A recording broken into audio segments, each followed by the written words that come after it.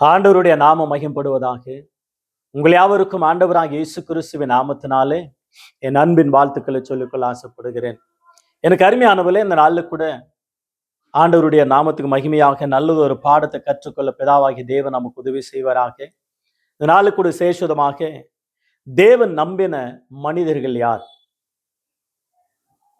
நம்பிக்கொள்ள மனிதர்கள் யார், தேவன் அவர்களை நம்பினாரா இல்லையா என்று தெளிவாக சொல்லப்படுகிற வார்த்தையாக காணப்படுகிறது.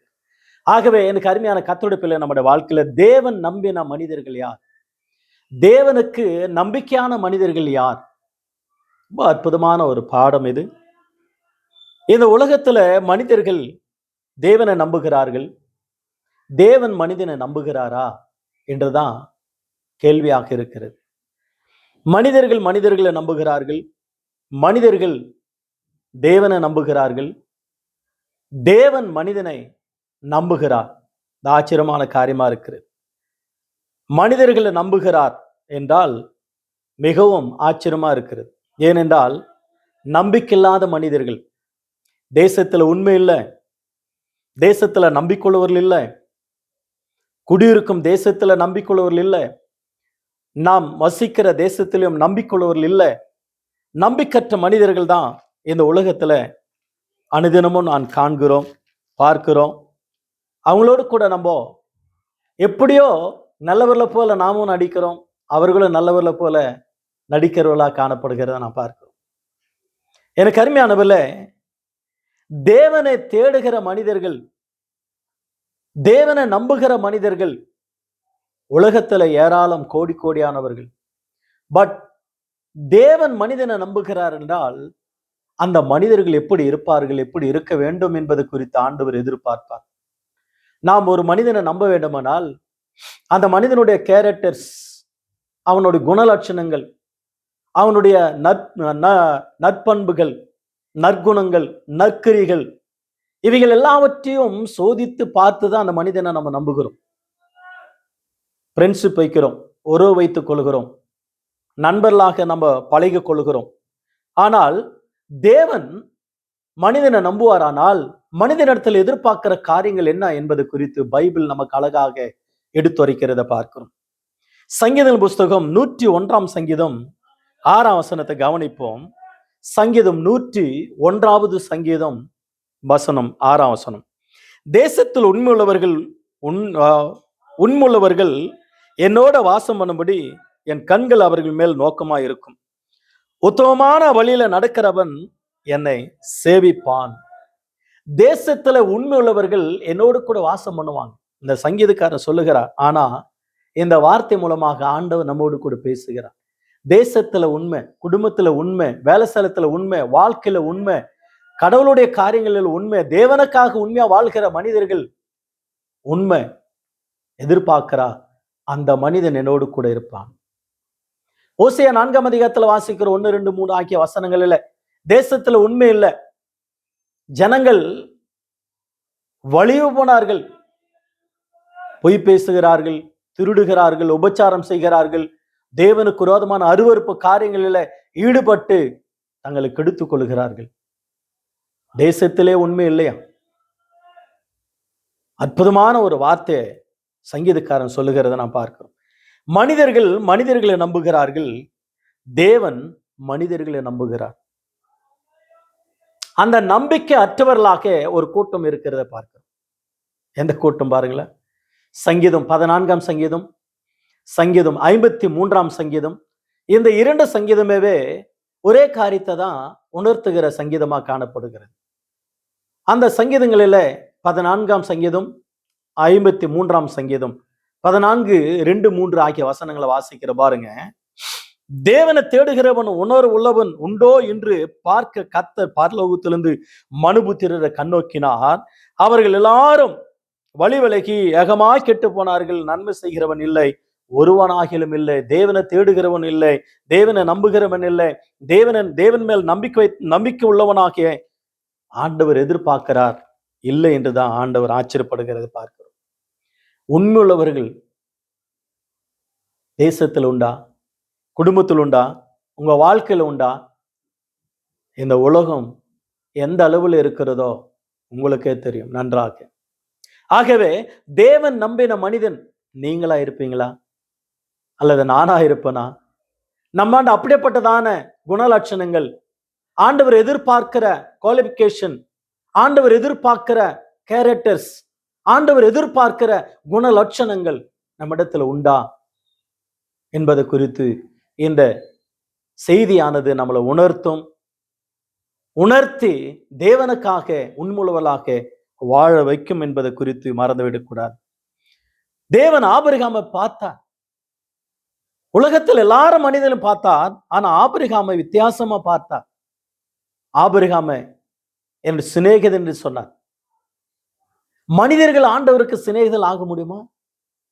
உண்மையுள்ளவர்களா இருந்தார், நம்பிக்கையுள்ளவர்களா இருந்தார், நற்பண்புகளை உடையவர்களா இருந்தார், நற்கிரிகள் தேவனுக்காக செய்கிறவர்களா இருந்தால், தேவன் மேல் நம்பிக்கை வைத்து தேவனை நம்பி தன் அடைக்கலமாக கொண்டிருக்கிற மனுஷர்களா இருந்தால் தேவனுக்கு சிநேகிதலாக மாறிவிடும். ஆதியாகமம் புஸ்தகம் 18ஆம் அதிகாரம் 19ஆம் வசனத்தை கவனிங்க. ஆதியாகமம் புஸ்தகம் 18ஆம் அதிகாரம் 19 முதல் 33 வசனங்கள் எல்லாம் நாம் வாசிக்கிறோம். ஆண்டவராகி தேவன் சோதம் குமர பட்டணத்தை அழிப்பதற்காக கடந்து போகிறார். தூதர்களை அனுப்பினார். அவனுக்கு முன்பாக நின்று ஆபிரகாம் ஜெபிக்கிறதை பார்க்கிறோம். ஆண்டவரே, அந்த பட்டணத்தை நீங்க நேசிக்கிறீங்க, ஆகவே அந்த பட்டணத்துல 50 பேர் இருந்தா நீங்க அழிக்காதீங்க. ஒருவேளை 40 பேர் இருந்தா, ஒருவேளை 30 பேர் இருந்தால், ஒருவேளை 20 பேர் இருந்தால், ஒருவேளை 10 பேர் இருந்தால் அந்த பட்டணத்தை நீங்க அழிக்காதீங்க என்று பிரார்த்தனை செய்கிறத பார்க்கிறோம். தேவனுக்கு அவர் சொல்றாரு, வசனம் ஒரு 2 வசனங்களை வாசிங்களேன். ஆதியாகமம் 18ஆம் அதிகாரம் 19, 20 ஆகிய வசனங்களில 18 கூட, நான் செய்ய போகிறது ஆபிரகாமுக்கு மறைப்பேனோ? கர்த்தர் ஆபிரகாமுக்கு சொன்னதை நிறைவேறும்படியாய் அவன் தான் பிள்ளைகளுக்கும் தனக்கு பின்வரும் தான் வீட்டாருக்கும் நீங்கள் நீதியாயும் நியாயத்தையும் செய்து கர்த்தருடைய வழியை காத்து நடவுங்கள் என்று கட்டளிடுவான் என்பதை அறிந்திருக்கிறேன் என்றார். எதை வாசிக்கிறோம்? நான் செய்ய போகிறது ஆபிரகாமுக்கு சொல்லுவேன். ஏனென்றால் ஃப்ரெண்ட்ஷிப், அவங்க ஃப்ரெண்டு அவங்க ஃப்ரெண்ட்ஷிப்ல ரொம்ப நல்லா இருக்கிறதுனால தான் நான் செய்ய போகிறத அவருக்கு சொல்லுவேன். உன் ஃப்ரெண்டு யாருன்னு சொல்லு, அவருடைய குணலட்சத்தை சொல்லிடுறேன்னு சொல்லுவாங்க உலகத்தில், இல்லைங்களா? உன் ஃப்ரெண்டு யாரா இருக்கிறார்? ஆபிரகாமுக்கு ஃப்ரெண்டு தேவன், தேவனுக்கு friend Abraham. It is amazing, super வார்த்தை இல்ல? ஆபிரகாம் தேவனுடைய சிநேகிதன் எனப்பட்டான். ஏசாயா புஸ்தகம் 41ஆம் அதிகாரம் 8ஆம் வசனத்துல வாசிக்கிறோம். யாக்கோபின் சந்ததியோடு கூட பேசிக்கிட்டே வந்து ஒரு வார்த்தை சொல்றாரு, ஆபிரகாம் தேவனுடைய சிநேகிதன். Is wonderful. ஏசாயா புஸ்தகம் 41ஆம் அதிகாரம் 8ஆம் வசனம், 2 நாளாகமம் புஸ்தகம் 2 Chronicle chapter 27 words. யோசபத் ராஜா ஜெபிக்கிறா, ஆண்டவரே, இந்த தேசத்தை உம்முடைய பிள்ளைகளுக்கு நீர் தந்தீரே, உம்முடைய தாசனாகிய ஈசாக், யாக்கோப், உம்முடைய சிநேகிதனாகிய ஆபிரகாம் அவங்களுக்கு தந்தீரே இந்த தேசத்தை. இந்த தேசத்தை நாங்கள் குடியிருக்கிறோம். சத்துருக்கள் எங்களை அழித்து போடாதபடிக்கு, இந்த தேசத்தை அபகரித்துக் கொள்ளாதபடிக்கு உம்முடைய சிநேகிதனாகிய ஆபிரகாமை நினைத்தருளும் பிரார்த்தனை செய்கிறான் யோசபத் ராஜா. அற்புதமான ஒரு வார்த்தை. யாக்கோபு 2ஆம் அதிகாரத்துல விசுவாசத்தை குறித்து சொல்லிக்கொண்டே ராகாப்பினும் வேசனுடைய விசுவாசத்தையும் நற்கிரிகளையும் சொல்லிக்கொண்டே வந்து அந்த வார்த்தை சொல்லுகிறார். யாக்கோபு 2ஆம் அதிகாரம் 23ஆம் வசனத்துல, ஆபிரகாம் எதனால நீதிமானாக்கப்பட்டான்? ஆபிரகாமை ஏன் சிநேகிதன் சொன்னார்? அவன் கீழ்ப்பணிந்தான். அவனுடைய கிரிகள் ஆண்டவருக்கு பிடித்தது. ஆகவே சிநேகிதனாக தேவன் நம்பின மனிதன், தேவ மனிதன் ஆபிரகாம் எனக்கு அருமையான கத்தொடுப்பில் நம்முடைய வாழ்க்கையில தேவன் நம்பின மனிதர்கள் யார்? It's wonderful. அற்புதமான ஒரு பாடம் இது. யாத்திராகமம் புஸ்தகம், the book of Exodus, chapter 23 words 11 வசனம் 7ஆம் வசனத்தை கூட வாசிக்கலாம். அற்புதமான ஒரு பாடம் அது. 11ஆம் வசனம் மிக முக்கியமானது. யாத்திராகமம் 33ஆம் அதிகாரம் 11ஆம் வசனம்.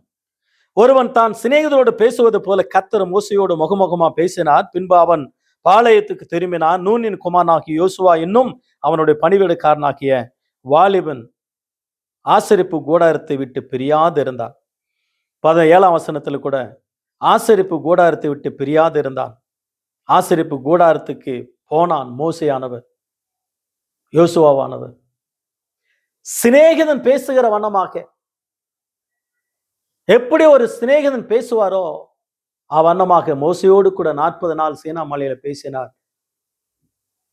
கற்பலைகளை கர்த்தர் தந்தார்.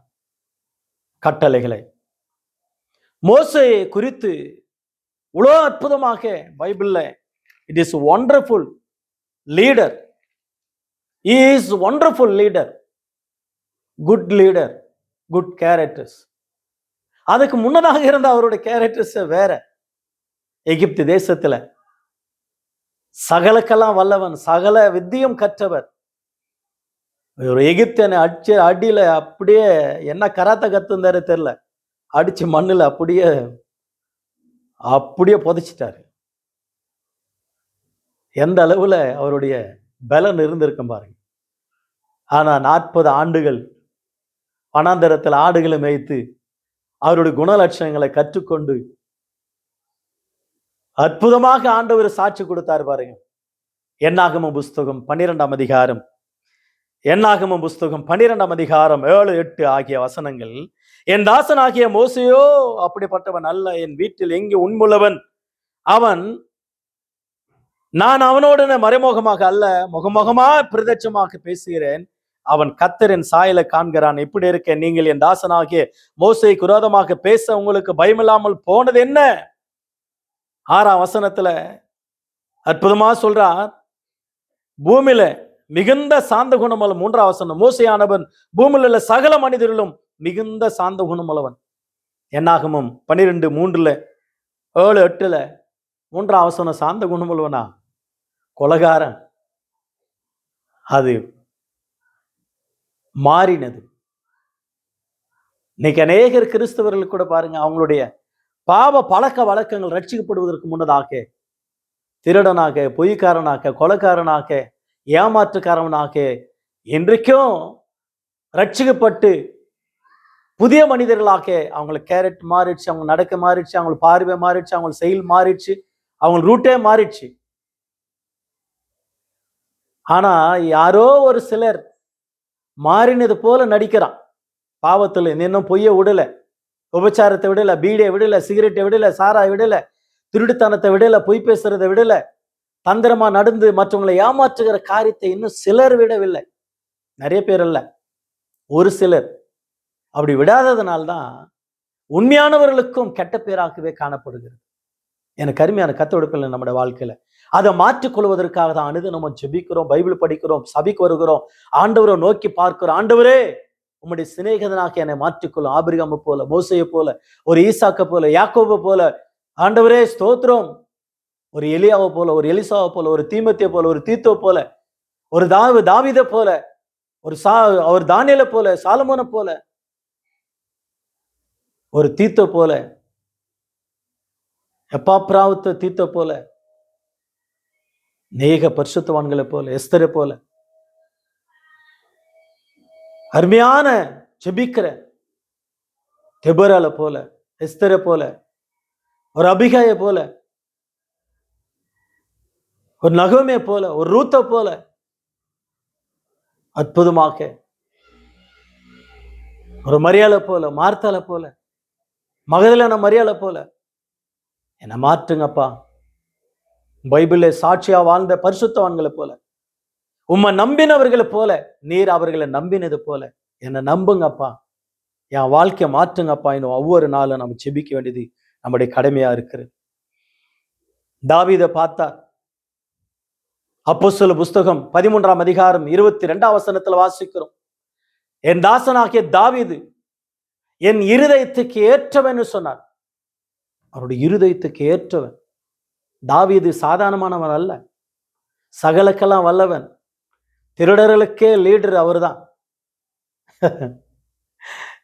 திருட்டுத்தனத்துக்கே டீமுக்கே லீடர், ஆலோசனை சொல்லக்கூடியவர். அந்த அளவுல ஒருத்தனை அடிக்கணும்னாலும் கொலை பண்ணனாலும் திருடனாலும் பிளான் போட்டாரானாக்கா அந்த பிளான் சக்சஸ் ஆகும். அப்படிப்பட்டவர். உபச்சாரத்திலானாலும் எந்த காரியம் செய்யணும்னாலும் ஒண்டர்ஃபுல், அமேசிங், தந்திரமான ஞானம் அவருக்கு. ஆனா ஆண்டவர் அவர் தொட்ட உடனே, அபிஷேகத்த உடனே அவருடைய வாழ்க்கையை அவர் மாற்றிக்கொண்டார். ஆண்டவர் அவரை மாற்றினார். ஆண்டவருடைய வார்த்தை, ஆண்டவருடைய அந்த அன்பு அவர் முற்றிலுமா மாற்றார். 1 ராஜாக்கள் 15 வாசிக்கிறோம். 1 ராஜாக்கள் 15ஆம் அதிகாரத்துல வாசிக்கிறோம். அற்புதமான ஒரு வார்த்தை சொல்றார். 1 ராஜாக்கள் 15:5 தாவீது ஏத்தியானாகிய உரியாவின் சங்கதி ஒன்று தவிர கர்த்தர் தனக்கு கட்டளிட்டதிலே தான் உயிரோடு இருந்த நாளெல்லாம் ஒன்றையும் விட்டு விலகாமல் அவர் பார்வைக்கு செம்மையானதை செய்தான், செம்மையாதை செய்து வந்தான். இவ்வளோ அற்புதமான ஒரு வார்த்தை பாருங்க. அவ்வளோ கெட்டவனை நல்லவனா மாற்றி ஒன்று கூட அவருடைய வழியில் இருந்து தவறி போகவில்லை. ஒரே தப்பு தான் பண்ணினார், மனம் திரும்பினார். தேவனுடைய இருதயத்துக்கு ஏற்றவன். தேவன் நம்பினார். தேவன் நம்பிக்கொள்ள ஒரு மனிதனாக மாறினார் என்றால் ஆச்சரியமா இருக்கிறது. நீங்களும் ஏதோ ஒரு காரியத்துல தவறு இருக்கிறீங்களா? மனம் திரும்புங்க, ஒப்பு கொடுங்க, ஆண்டவர் ஏற்றுக்கொள்ளுங்க, ஆண்டவருடைய சமூகத்துல வாங்க, அர்ப்பணிங்க. துன்மார்கன் தான் துன்மார்க்கத்துல சாகிறது எனக்கு விருப்பம் இல்லை என்று சொன்னார் இல்லையா? துன்மார்கன் மனம் திரும்பினால் அது எனக்கு நல்லதுன்னு சொன்னார். அற்புதமான ஒரு வார்த்தை. அப்போஸ்தலர் 13:22 என் இருதயத்துக்கு ஏற்றவன். யார் சொல்லுவா இந்த வார்த்தை? நீங்க இந்த உலகத்துல அனைத்தும் கொடுத்தால ஒரு மனிதன் உங்களை குறித்து சொல்ல மாட்டான். நல்ல ஒரு வார்த்தை. உன்னை உண்டாக்கின ஆண்டவருக்கு உன்னை ஒப்பு கொடுத்தா அவர் என் இருதயத்துக்கு ஏற்றவன், என் பிள்ளைன்னு சொல்லுவார். எனக்கு அருமையான கர்த்தருடைய பிள்ளை, நம்முடைய வாழ்க்கையில நாம் யாரா இருக்கிறோம்? மெய்ப்பன் யார்? எசேக்கியேல் புஸ்தகம் 34ஆம் அதிகாரம் 2 முதல் 26 வசனங்களை வாசிக்கிறோம். எசேக்கியேல் புஸ்தகம் 34ஆம் அதிகாரம் 2 முதல் 26 வசனங்களில 23ஆம் வசனத்தை நீங்கள் கவனித்து பாருங்க. அவர்களை மேய்க்கும்படி என் தாசனாகிய தாவீது என்னும் ஒரே மெய்ப்பனை நான் அவர்கள் மேல் விசாரிப்பா இருக்க ஏற்படுத்துவேன். இவர் அவர்களை மேய்த்து இவரே அவர்களுக்கு மெய்ப்பனாயிருப்பார். இங்க தாவீது குறித்து சொல்லிக்கொண்டே வந்து இயேசு கிறிஸ்து குறித்து சொல்றார். இயேசு கிறிஸ்து சொல்லுவதற்கு முன்னதாக தாவீதை சும்மா லைட்டா டச் பண்றதை நான் பார்க்கிறேன். தாவீது ஆடுகளை மேய்த்து கொண்டது, கரவல் ஆடுகளுக்கு பின்னதாக கடந்து சென்றவனை தேவன் கண்டுபிடித்தாரா? உண்மையுள்ளவன் எங்கோ இருக்கிறார்னு கண்டுபிடித்தார். சங்கீதத்துல வாசிக்கிறோம் இல்லையா? அற்புதமான சங்கீதம் பாத்துங்க. 72ஆம் சங்கீதம், 78ஆம் சங்கீதம், 78ஆம் சங்கீதம் 70, 71. கரவலாடுகளின் பின்னாக திரிந்த அவனை தம்முடைய ஜனமாகிய யாக்கோபையும் தம்முடைய சுதந்திரமாகிய இஸ்ரவேலை மேய்ப்பதற்காக அழைத்து கொண்டு வந்தார். 70ஆம் வசனம், தம்முடைய தாசனாகிய தாவீதை தெரிந்து கொண்டு ஆட்டு தொழுவங்கள் இருந்து அவனை எடுத்தார், கண்டுபிடித்தார். எவ்வளவு அற்புதமான ஒரு வார்த்தை. ஆகவே யோவான் 10:10 வாசிக்கிறோம். 10ஆம் அதிகாரத்துல 1 முதல் 11 வசனங்களில், நானே நல்ல மெய்ப்பன், மெய்ப்பன் தான் ஆடுகளுக்காக ஜீவனை கொடுக்கிறான். நல்ல மெய்ப்பன். எனக்கு அருமையானவில்லை, நம்பிக்கொள்ளவர்களாக இருந்தார். நம்பிக்கையில்லாதவர்கள் ஏலின் பிள்ளைங்க. 1 சாமுவேல் 2ஆம் அதிகாரம் 12 முதல் 17 வசனங்களை வாசித்து பார்க்கும் பொழுது, ஏலின் பிள்ளைகள் ஒப்பனியும் பினேகாசும் தேவனுக்கு பணிவிடை செய்தார்கள், ஆனா உண்மை இல்லாதவர்களாக இருந்தார்கள். இன்னைக்கு அநேகர் ஊழியத்தில் கூட சிலர் இருக்கிறார்கள். அநேக ஊழியக்காரர்கள், நல்ல நம்பிக்கையுள்ள ஊழியக்காரர்கள் மத்தியில ஏதோ ஒரு சிலர் நம்பிக்கையில்லாதவர்களா, திருடுகிறவர்களா, பொய் பேசுகிறவர்களா, கொள்ளடிக்கிறவர்களா,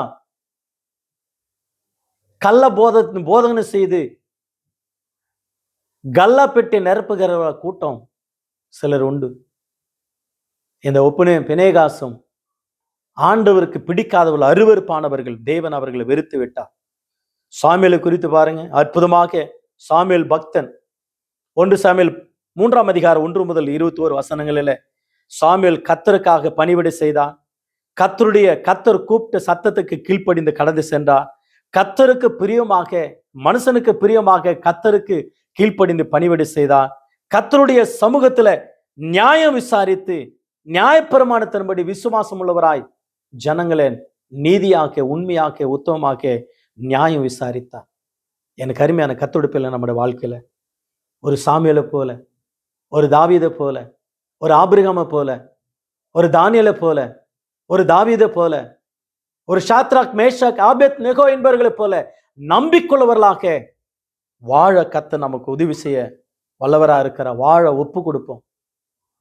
ஒரு தீத்தை போல நம்ம வாழணும். ஒரு தீமோத்தேயை போல நம்ம வாழணும். அற்புதமாக தேவனாய் கர்த்தருக்கு பார்வையில நம்ம வாழணும். தேவன் நம்பின மனிதர்கள் யார்? மனிதர்கள் தேவனை நம்புகிறார்கள், தேவன் மனிதனை நம்புகிறார். அந்த நம்பிக்கைக்குரியவர்களாக இருக்க வேண்டும். பிதாவாகிய தேவன் இயேசுவை நம்பினார். இயேசு சீடர்களை நம்பினார்கள். இன்னைக்கு போதர்கள் இயேசுவை, போதகர்கள் விசுவாச நம்பிக்கொள்ளவர்களா இருக்கிறார்களா? சிந்திக்க வேண்டும். ஆகவே ஆண்டவர் தாம் இந்த வசனங்கள் ஆசீர்வதிப்பாராக. கர்த்தர் சித்தமானால் இன்னொரு செய்தியில சந்திக்க கர்த்தர் உதவி செய்வாராக. God bless you.